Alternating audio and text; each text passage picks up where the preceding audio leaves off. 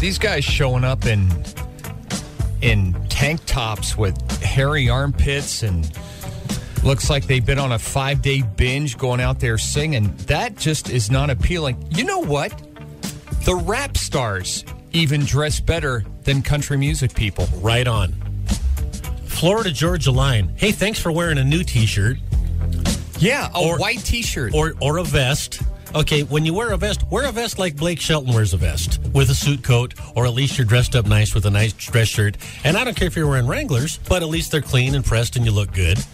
These guys, and Garth Brooks comes out there, it's like he was sitting there and goes, oh, man, sitting here watching some basketball. Oh, I'm on the ACMs tonight. Walked out there, shirt untucked. Yeah. You know, that guy who sings something about a truck or whatever it was, I wouldn't even let him in the building. I'd say, I wouldn't have. Mark, I said, we got a dress code here.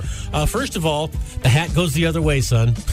The brim goes in front. You can't even get onto a golf course in a sleeveless shirt. Good point. But you could get into the MGM Grand or the Mandalay Bay, biggest night in country music affair, formal gowns and tie night with that. Yeah. That was just sick. Yeah, and it's just allowed now. How many 45 to 55-year-olds, all that guys sing that song and looked at that individual and said, now there's a guy's concert I would want to go see. The younger kids, none of us. Yeah. None of us. The way he carries himself on stage, the way he looks and present. Man, that's a guy I would pay $50 to see. How many people said that last night? Not many. But some other bar rat loser who's out there that just wants to get commode, toilet hugging drunk and would love to see the guy. Yeah. I think the biggest complaint I have about the airlines is when they get the little bit of a too chubby stewardess or attendant, and they come by the aisle and they got to rub themselves all over you. Well, they probably can't help it if they're bigger. Well, then don't hire them. That's discriminatory, sir, and we can't do that. We think Barbie should be thicker and flight attendants should be mean. Well, they should have a weight program, Give them an incentive to be skinnier. Well, my suggestion to you is next time you're on a plane and the gal serving you's a little heavy, mention it to her. Yeah. Yeah, I think I'll pass. Okay. No. Your input is always welcome, and the customer is always right. You're looking for complaints about flying? Yeah. Well, I tried to fly out of Billings one year to go to a funeral, and we started backing away from the gate, and then they just stopped, and they came on and told us that one of the tires looked low, so they had to find a tire gauge. So we sat there for about an hour, and then they came back on and said they couldn't find a tire gauge anywhere at the airport, so they were going to have to fly in another tire. They didn't know if it was low, they just didn't have a gauge to check it. Well, they got to err on the side of safety on that, though. Right. See, so they had to fly another tire in Minneapolis. I get it, Mark. They have to err on the side of safety. Thank you. Oh, that was good. Sometimes I'm so funny, people miss it. Oh, yeah. Yeah. Wow. But apparently I don't need to gauge your response to my humor. Wow. No, ha, ha, ha. Well, the pressure gets to them, and sometimes they just have to stop. Are you getting tired of our humor? Flakes, one of the things that irritates me when flying is when people try to carry on all of their luggage and then try to stuff it in the overhead bins. I would guess that 9 out of 10 carry-on bags are too big, but they keep shoving them into bins anyway. Maybe the airlines should charge people for carry-ons and remove the charge for big stuff. Now, they've got even tougher standards and restrictions now on your overhead bags, and you have to pass it through a size thing. Size-wise. They just implemented that, and if it doesn't pass, you have to check it. Right. They don't let you guess that it's going to fit in their overhead bin. It's kind of comical, though, watching people try to stuff them in there. It ain't going to fit, but you can't tell them anything. No, and not only that, everybody's already been on the plane 10 minutes, and this one last straggler comes on. Right. And then all the overhead bins are full, but they're going to shove it in right above their seat. And then they go rearranging everybody else's stuff up there who may have brought in some... may have a piece of pottery from India that he paid $30,000 for. And he's, ha! a dirty, rotten son of a gun! Grabbing it in there, and everybody's about to stand up and deck this guy because it's hot. The plane's crowded. You held us up. The guy's got BO next to you, and you want to leave. Okay, you're ready to throw this guy overboard. It's frustrating sometimes to fly. That was $740 if you wanted a traditional grave site. Mm-hmm. And they're going to raise them, would be in the mid-range for cemeteries around the state.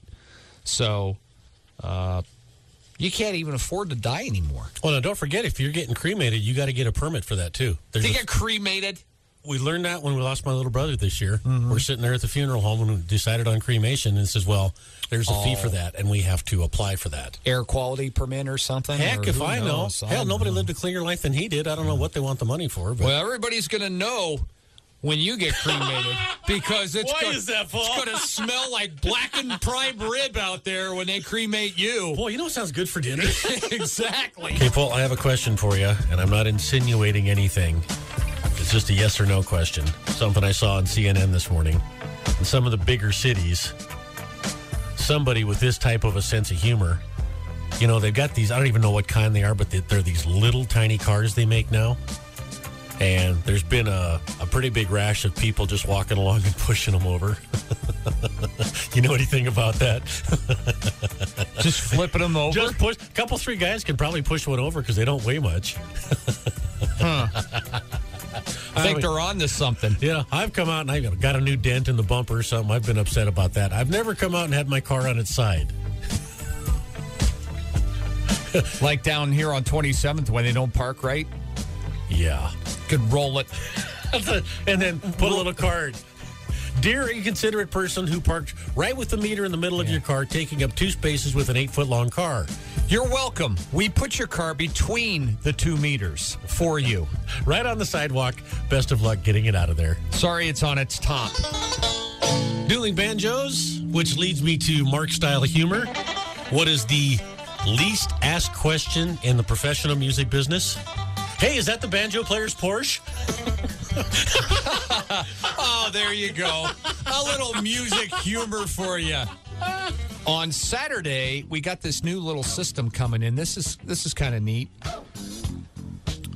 Chance of rain in the morning, then rain likely in the afternoon. Likely.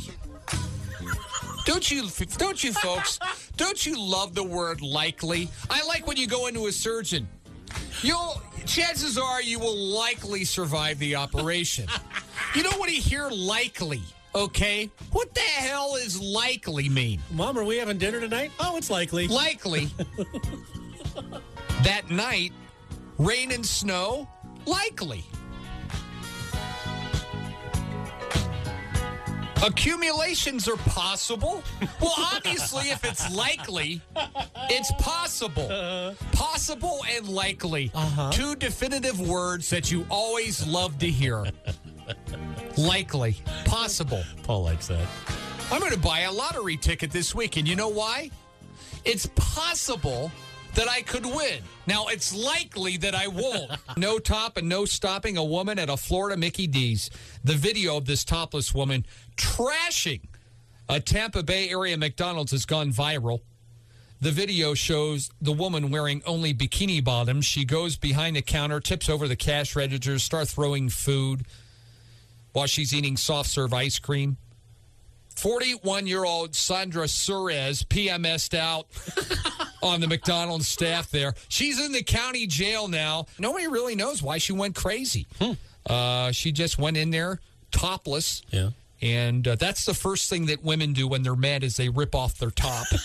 I've experienced that. How about you, Mark? Every day. Yeah. Rip off their tops, run around in bikini bottoms. That's right. That I say, now I'm going to get it. And went into something mode at McDonald's and whatnot. Rebar is one of the largest volume steel products that we produce here in the U.S. and employs more than 10,000 workers in Ohio and several other states to use rebar. And no wonder Mexico exports a lot of rebar? Because they don't use it in their buildings. They don't need We it. have seen the construction of Mexico. Paul, who gets to be the foreman on a Mexican concrete crew? The guy who has been there the longest. There you go. Not necessarily trained, and you stick one here and you stick one there every once in a while. I got a little left over, so And, what? if the project slows down, you just leave it up, let the salt air just deteriorate it and corrode it, and then you pour concrete next year when you get more money on it. Sadly, that's very accurate. That's why they export all their rebar. You want to use Mexican rebar in your high-rise, folks, you go right ahead. I'll take some made by workers here in the U.S. of A. CenturyLink technicians are scrambling to get 911 phone service back up in Washington State. It went out on Thursday morning. Problem started at 1:30 a.m. When the 911 service goes out, who do you call? That's funny. Who would you call to say, the whole place is out of 911 service? That's a dilemma. And funny. Trisha Yearwood's selling her home. And it's breaking her heart.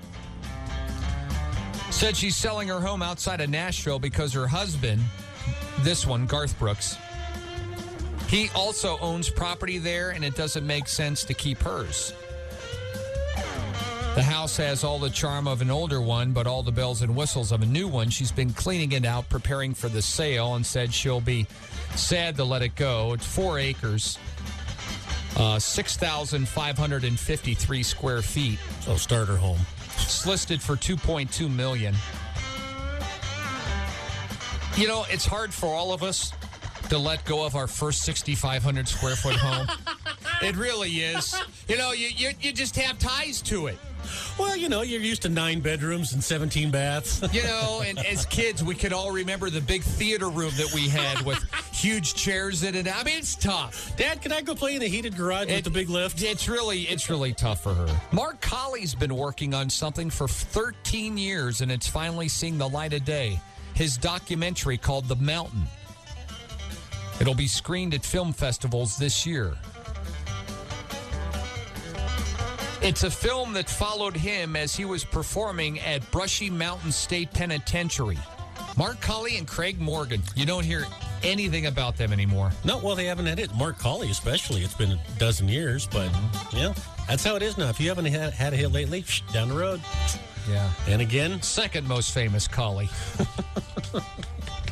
You know who the other one is? Lassie. What's that? What's that, boy? Put out a new album. Okay, I can do that.